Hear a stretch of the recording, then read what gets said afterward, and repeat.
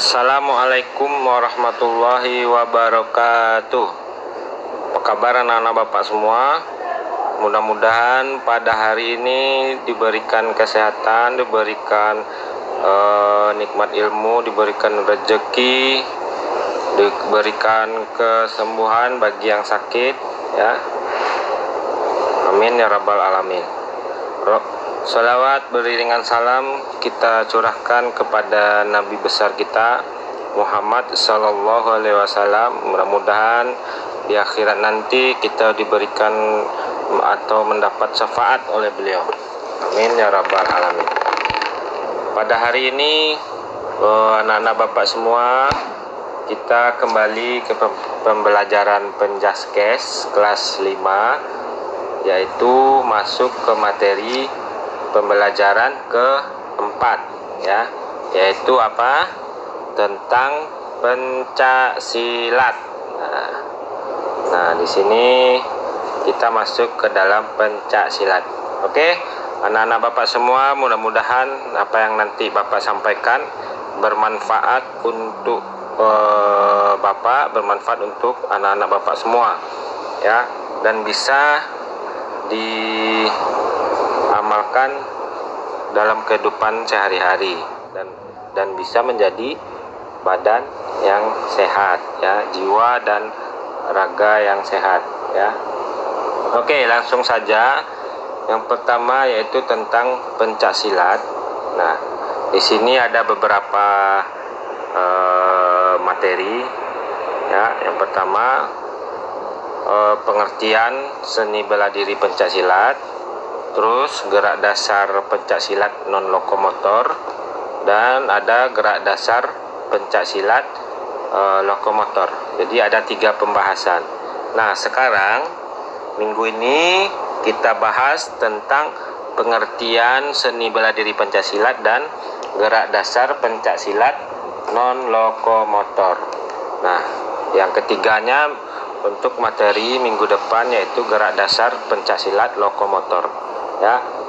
Yang pertama kita bahas dulu pengertian pencaksilat. Nah, pencaksilat ini adalah merupakan seni bela diri yang berasal dari Indonesia, ya. Ini berasal asli dari Indonesia, ya, anak-anak bapak semua. Nah, seni bela diri ini bahkan telah dikenal luas hingga mancanegara. Pada pembelajaran ini kita akan belajar tentang pencaksilat.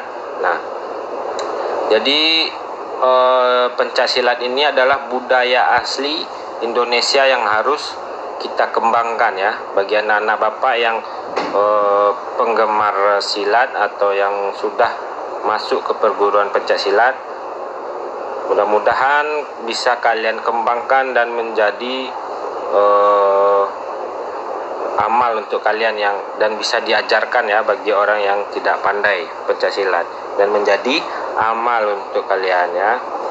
Nah, sekarang kita bahas tentang pengertian pencaksilat, ya. Di Jawa orang sering menyebut pencaksilat menggunakan istilah pencak.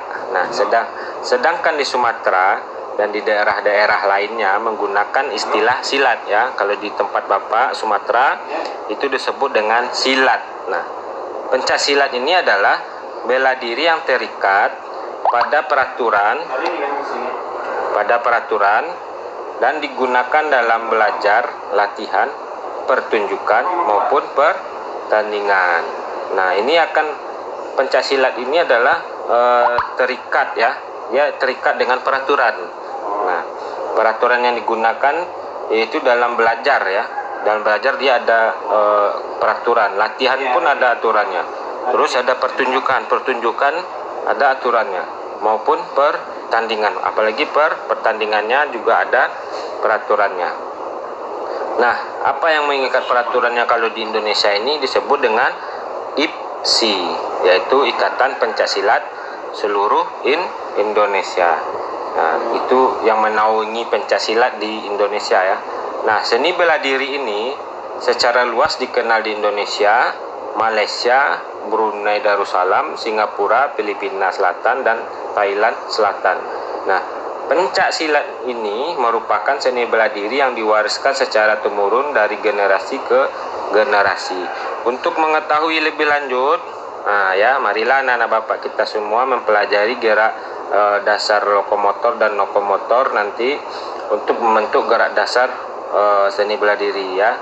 Nah, bagaimana supaya kita memahaminya? Yaitu kita harus cinta dulu dengan budaya kita, yaitu tentang pencak silat Indonesia yang berasal dari Indonesia. Kalau kita tidak mencintai apa yang kita latih, maka tidak akan bisa kita lakukan.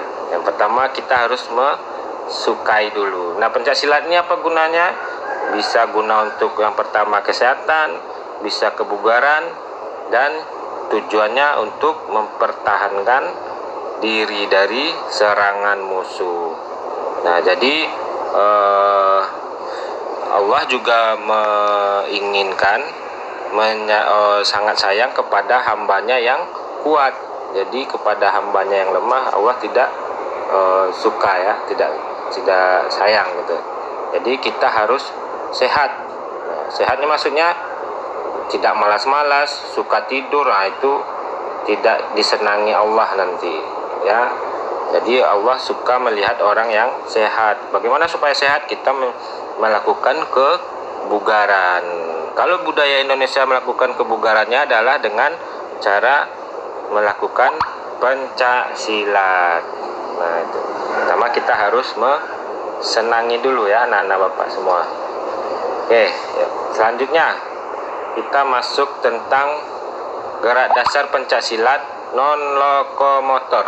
Nah, yang pertama kita pelajari yaitu sikap berdiri tegak. Ini ada dua. Yang pertama sikap telapak tangan terbuka. Nah, seperti di gambar kita berdiri siap ya, kedua kaki rapat, kedua tangan lurus di samping badan, pandangan ke depan ya, pandangan ke depan ya. Boleh dipraktekkan langsung ya. Nah, pertama kaki, keduanya kaki rapat, yang kedua kedua tangan lurus di samping badan, terus pandangan lurus ke depan. Nah, ayo praktekkan ya. Ini bisa dipraktekkan di dalam kamar ya. Terus yang kedua yaitu telapak tangan mengepal. Nah, ini telapak tangan terbuka tadi ya. Ini contoh silat perguruan lain ya. Ini bentuknya. Nah, terus ini sikap telapak tangan mengepal. Nah, bagaimana cara melakukannya? Kedua kaki dibuka selebar bahu ya. Jadi bedanya tadi menutup, sekarang kakinya dibuka ya. Dibuka selebar bahu. Kedua siku ditekuk ya di depan dada. Terus tangan mengepal di samping pinggang. Ya, di samping pinggang ya. Pandangan tetap lurus ke depan. Ini disebut dengan sikap telapak tangan mengepal ya. Ini sikap berdiri tegak ya. Tadi ada dua. Yang pertama telapak tangan terbuka, yang kedua telapak tangan mengepal. Oke, lanjut sikap pasang. Nah, sikap pasang ini ada banyak ya, ada beberapa yang kita pelajari, sekitar ada 7 sikap pasang. Yang pertama sikap pasang ya, sikap pasang terbuka ya. Nah, bagaimana cara melakukannya? Nah, langkahkan kaki kanan serong kanan ke belakang hingga kuda-kuda pada kaki kiri ya. Kaki kanan ini agak serong ya. Ini kan nampak seperti di gambar. Terus sikap kedua tangan terbuka lebar ya. Jadi dibuka lebar. Boleh kalian praktekkan di depan kaca biar nampak sendiri ya. Tidak melindungi tubuh ya. Nah, sikap kedua tangan terbuka lebar tidak melindungi tubuhnya. Jadi tidak tertutup ya. Terus kedua, pandangannya ke arah depan atau lawan atau musuh ya. Nah, sikap kuda-kuda dan tangan akan segera berubah saat pada serangan dari lawan. Jadi kalau udah diserang baru sikap pasangnya berubah, tangannya juga berubah ya. Masuk ke selanjutnya yaitu sikap pasang kuda-kuda sejajar. Nah, yang pertama cara melakukannya, langkahkan kaki kanan ke belakang. Nah, seperti di gambar ya, kaki kanannya ke belakang. Nah, sehingga kuda-kuda pada kaki kiri di depan ya. Terus dengan pandangan ke arah lawan atau datangnya serangan. Nah, kita lakukan teknik ini beberapa menit secara berulang-ulang agar otot kita terlatih ya, biar kuat otot kakinya ya. Terus lanjut, yang ketiga, sikap pasang kuda-kuda memutar badan. Nah, bagaimana cara melakukannya? Seperti di gambar ya, ada gambarnya. Sikap kuda-kuda tengah atau sikap pasang, langkahkan kaki kiri menyilang di belakang kaki kanan tanpa mengubah pandangan ya. Jadi langkahkan kaki kiri menyilang ya, seperti di gambar. Terus di belakang kaki kanan tanpa mengubah pandangan ya. Jadi pandangan kita tetap lurus. Terus yang keempat, sikap pasang kuda-kuda serong kiri depan ya. Ayo coba praktekkan ya. Nah, yang pertama caranya, kaki kanan serong ke belakang, terus kaki kiri agak ditekuk sehingga kita bisa melakukan kuda-kuda kiri ini. Nah, kedua telapak tangan di depan dada ya, seperti di gambar. Pandangan ke arah lawan, pandangan tetap ke arah lawan. Kalau ke belakang, wah, kena kita sama musuh ya. Oke, ini sikap pasang kuda-kuda serong ke depan, ini gambarnya ya. Terus selanjutnya yang kelima, sikap pasang kuda-kuda tengah. Nah, ini gampang mencontohkannya nih ya. Yang pertama, langkahkan kaki kanan ke samping kanan, tinggal bergeser aja ya. Terus tekuk kedua lutut secara bersama sehingga kita bisa melakukan kuda-kuda depan ya. Terus kedua telapak tangan terbuka menyilang di depan dada ya, tinggal membuat tangannya disilang di depan dada ya. Pandangan tetap lurus ke depan. Nah, ini contoh sikap pasang kuda-kuda tengah. Lanjut, yang keenam, sikap pasang kuda-kuda menyilang. Nah, bagaimana cara melakukannya? Yang pertama, mulailah dari sikap kuda-kuda tengah tadi yang seperti ini ya. Kita mulai dari sikap kuda-kuda, kakinya dibuka ya, digeser ya. Terus langkahkan kaki kiri menyilang di depan kaki kanan. Nah, seperti di gambar ya, dia silangkan ya. Nah, kedua lutut agak ditekuk. Nah, pandangan lengan kiri ke arah lawan. Nah, lengan kiri ini mengarah ke lawan, tangan kanannya melihat agak ke atas sedikit ya. Nah, kita lakukan gerakan ini menghilangkan kaki kiri ke belakang. Jadi kaki kirinya disilangkan ke belakang. Nah, ini contoh sikap pasang kuda-kuda menyilang. Nah, terus lanjut sikap pasang yang terakhir, kuda-kuda menyamping. Nah, ini gampang. Nah, yang pertama, mulailah kita dari sikap berdiri tegak dengan kakinya dibuka ya, dibuka agak lebih lebar dari agak lebar bahu ya. Nah, langkahkan kaki kanan ke samping kanan sehingga kedua kaki setengah kuda-kuda ya. Nah, kita langkahkan kaki kanan ke samping kanan hingga kedua kaki setengah kuda-kuda. Terus telapak tangan terbuka di samping kiri depan badan ya. Pandangan ke arah lawan, tetap ke arah lawan. Kita lakukan juga pada arah sebaliknya secara berulang ya.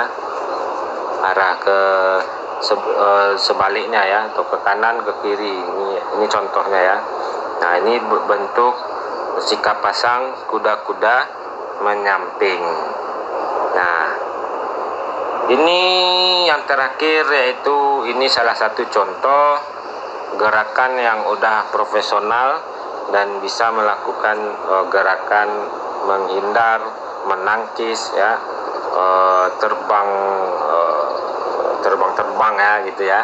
Nah, ini udah profesional. Jadi kalau ingin anak-anak bapak bisa seperti ini ya, ini gunanya untuk menjaga diri ya dari serangan lawan.